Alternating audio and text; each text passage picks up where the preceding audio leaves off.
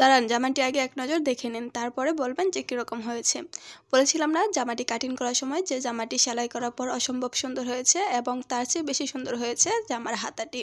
আর এই জামাটি আমি তৈরি করেছি হচ্ছে বিশাল 3 পিসের টুকরা কাপড় দিয়ে।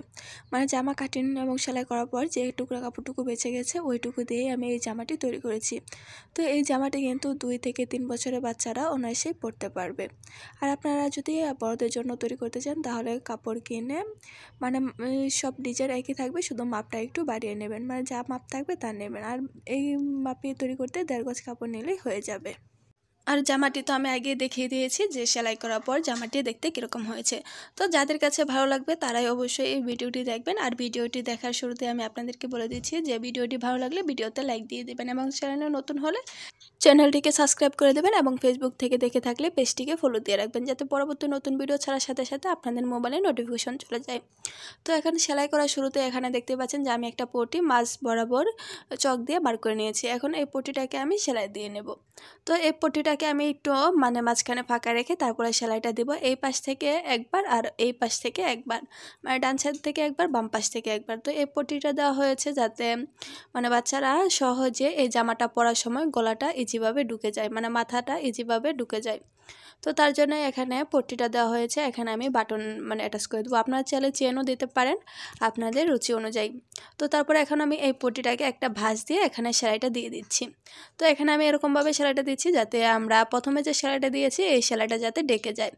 আমি সেমভাবে এই পাশটাতেও সেলাইটা দিয়ে দেব। তো মূলত হচ্ছে গিয়ে একটা অংশ আমি বাড়তি রাখবো যাতে একটার উপরে আরেকটা মানে বাটনটা আমি বসাতে পারি। তো বাটনটা যখন আমি বসাবো তারপরে একটার উপরে যাতে আরেকটা কাপড় সমানভাবে বসে যায়, যাতে অংশটা ফাঁকা না থাকে। তো আমি আপনাদেরকে দেখিয়ে দিচ্ছি যে সেম এরকম হবে, মানে একটা অংশ বাড়তি থাকলে দেখা গেছে যে এই অংশটার উপরে যখন এই অংশটা বসবে তারপরে এই মানে এখানে কোনো ফাঁকা অংশ থাকবে না। তারপর এখানে আমি ফরম পার্টটাও নিয়ে নিয়েছি, টপ পার্টের যে ফরম পার্টটা, এই ফরম পার্টটা এখন দুইটা এক সমানভাবে বসিয়ে তারপর এখানে আমি শোল্ডারটা অ্যাটাচ করে নেব। তো এখানে কিন্তু মানে উল্টা এবং ভাও পাশ দেখে তারপরে সেলাইটা দিতে হবে।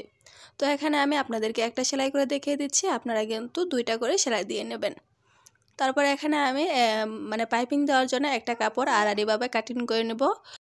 এই পাইপিংয়ের কাপড়টা আপনারা একটু চেষ্টা করবেন যে আড়াআড়িভাবে কাটিং করার জন্য, তাহলে পাইপিং মানে অ্যাটাচ করার পর ফিনিশিংটা অনেক ভালো আসে। তো এখানে দেখতে পাচ্ছেন যে আমি মানে যতটুকু আমার প্রয়োজন সেই অনুযায়ী এখানে আমি কাপড়টাকে আড়াআড়িভাবে কাটিং করে নিচ্ছি। আপনারা কিন্তু লম্বা বাড়াবে এই পাইপিংয়ের কাপড়টা নিতে যাবেন না, তাহলে কিন্তু পাইপিং মানে অ্যাটাচ করার পর গলাতে দেখতে এতটা বেশি সুন্দর লাগবে না।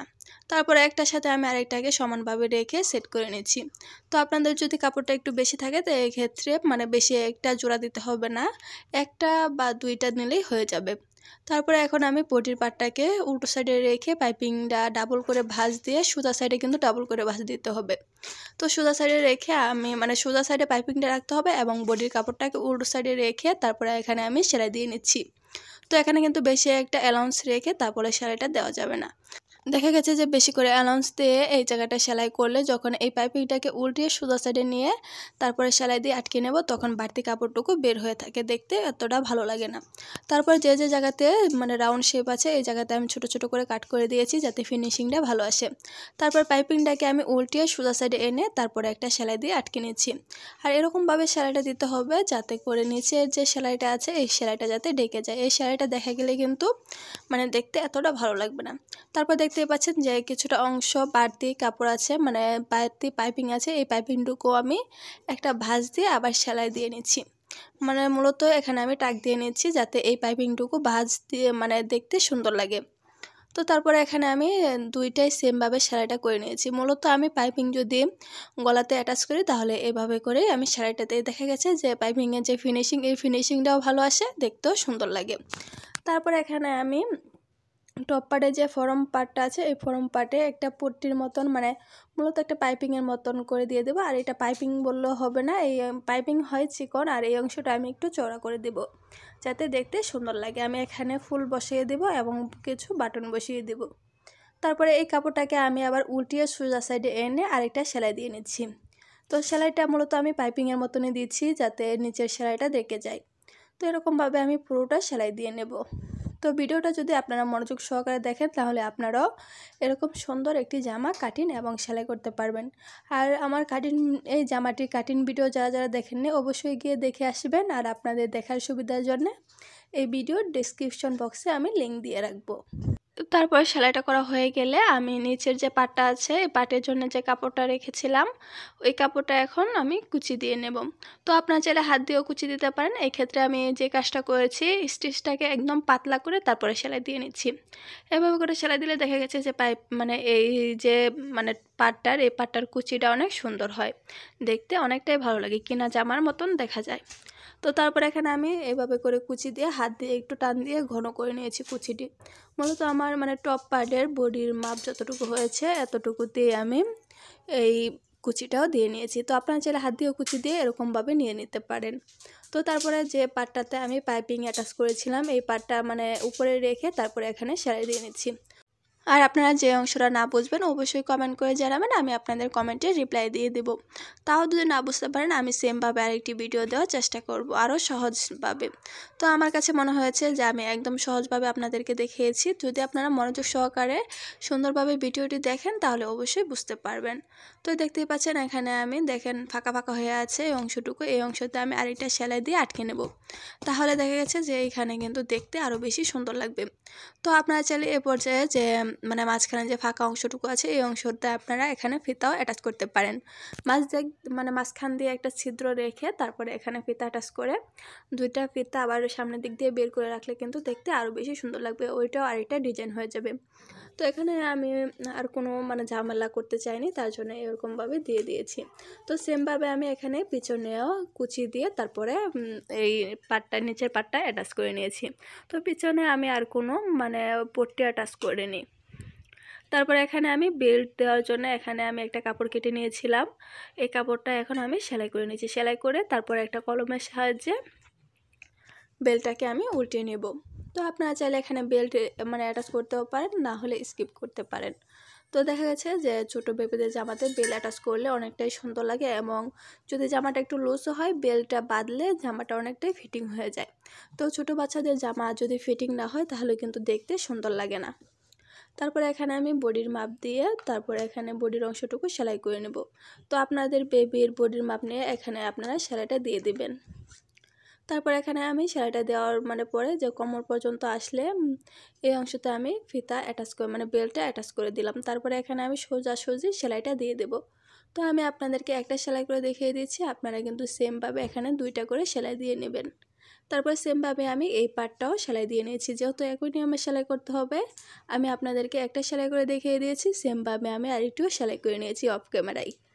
তারপর জামাতে হাতা অ্যাটাচ করার জন্য এখানে আমি একটা কাপড় নিয়ে নিয়েছি, এই কাপড়টাকে আমি ডাবল করে ভাঁজ দিয়ে সেলাই করে নিচ্ছি।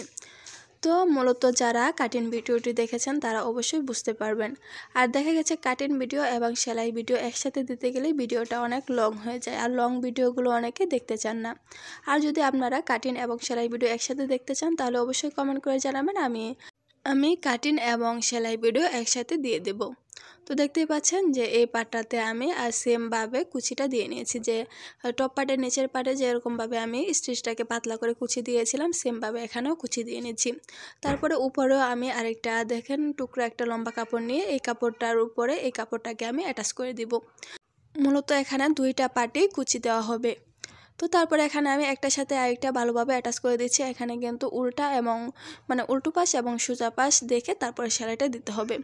তো যখন আমি নতুন সেলাই কাজটা করেছিলাম আমার সাথে বেশি এরকম হয়েছিল যে অনেক সময় দেখা গেছে যে উল্টা পাল্টা সেলাই করে নিয়েছি। তো কার কার সাথে এরকম হয়েছে অবশ্যই কমেন্ট করে জানাবেন। আর এখন কাজ করতে করতে এখন আর এই সমস্যাটা হয় না। তো তারপর এখানে উপরেও আমি আরেকটা চাপ সেলাই দিয়ে নিচ্ছি যাতে এটার ফিনিশিংটা অনেক ভালো আসে, যাতে বোঝা যায় কুচিটা অনেক সুন্দর হয়েছে, কুচিটা যাতে স্পষ্টভাবে বোঝা যায়। তো এখানে আমি সেলাইটা দিয়ে নিয়েছি। এখন আমি যে উপরের পাটটা দেখতে পাচ্ছেন এই পাটেও আমি কুচি দিয়ে নেব। আর এই পাশটাতে কুচি দিতে হবে হচ্ছে আরমহলের মাপ দিয়ে, মানে আরমহলটা যতটুকু হবে অতটুকুতে এই কুচিটা দিতে হবে। তো দেখতে পাচ্ছেন কুচিটা একটু পাতলা হয়েছে। এখন আমি একটা সুতা ধরে টান দিয়ে কুচিটাকে আর একটু ঘন করে নেব। মানে আরমহলের মাপ আমার যতটুকু হবে সেমভাবে এখানে এতটুকুতে আমি কুচি দিয়ে নেব। তো তারপর আমি আপনাদেরকে মাপ দিয়ে দেখিয়ে দিচ্ছি। দেখেন আরমহলটাকে আমি রেখে তারপর এখানে মাপ দিয়ে নিচ্ছি। তারপরে বাকি যে অংশটুকু আছে এই অংশটুকু আমি সেলাই দিয়ে আটকে নিচ্ছি। সেলাই দিয়ে আটকে নেওয়া হয়ে গেলে এই কাপড়টাকে আমি উল্টিয়ে তারপরে জামার সাথে অ্যাটাচ করে দেব। তো এই হাতাটা কিন্তু সত্যিই অনেক সুন্দর হয়েছে, মানে ছোট বাচ্চাদের জন্য এই হাতাটি অনেক সুন্দর, মানে বেশি করে কুচি দেওয়া হয়েছে, মানে ফুলে ফুলে থাকে। জামার হাতাটি কিন্তু সত্যিই বেশি সুন্দর হয়েছে। আর আপনারা চাইলে কিন্তু এর ভিতরে মানে যে লং হাতাগুলো আছে এই লং হাতাগুলো দিয়ে তারপরে এই হাতাটা অ্যাটাচ করতে পারেন। তাহলে দেখা গেছে যে ডিজাইনটা আরও একটু বেশি সুন্দর হয়ে যাবে, দেখতে আরও বেশি সুন্দর লাগবে। আর ছোটো বাচ্চাদের জামা যত ডিজাইন করে বানাবেন দেখতে কিন্তু ততই সুন্দর লাগবে। আর আপনারা কীরকম ধরনের মানে কীরকম জামা কাটিং মানে দেখতে চান কাটিং এবং সেলাই অবশ্যই কমেন্ট করে জানাবেন, আমি সেই অনুযায়ী ভিডিও দেওয়ার চেষ্টা করব। তারপরে আমার হাতাও অ্যাটাচ করা হয়ে গেছে, আমি সেমভাবে কিন্তু আরেকটি হাতাও অ্যাটাচ করে নিয়েছি। তারপরে নিচের যে অংশটুকু আছে এই অংশটুকু আমি প্রথমে একটা ভাঁজ দিয়ে তারপরে ডাবল ভাঁজ দিয়ে সেলাই করে নিচ্ছি। তো পুরাটুকুই ঘুরিয়ে মানে এই রাউন্ড অংশটুকু ঘুরিয়ে আমি সেলাই দিয়ে আটকে নেব। তো এই তো আমার সেলাইটা দেওয়া হয়ে গেছে, আমার জামাটা কিন্তু পুরোপুরি রেডি হয়ে গেছে।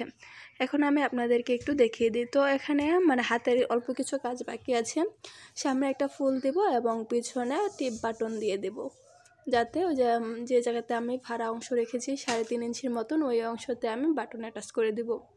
আর সামনে সুন্দর দেখে একটা ফুল দিয়ে দেবো। তো জামাটি কীরকম হয়েছে অবশ্যই কমেন্ট করে জানাবেন। আর এই জামার হাতাটি আমার কাছে বেশি পছন্দ হয়েছে, হাতাটি বেশি দেখতে সুন্দর হয়েছে। তো কার কার কাছে কোন অংশটি দেখতে সুন্দর হয়েছে অবশ্যই কমেন্ট করে জানাবেন। আর এই জামাটি আমি তৈরি করেছি হচ্ছে বিশাল 3 পিসের কাপড় দিয়ে। তো আজকে এখানে ভিডিওটি শেষ করব। সবাই ভালো থাকবেন, সুস্থ থাকবেন আর আমাদের জন্য দোয়া করবেন। আর পরবর্তী ভিডিওগুলো দেখার জন্য আমন্ত্রণ।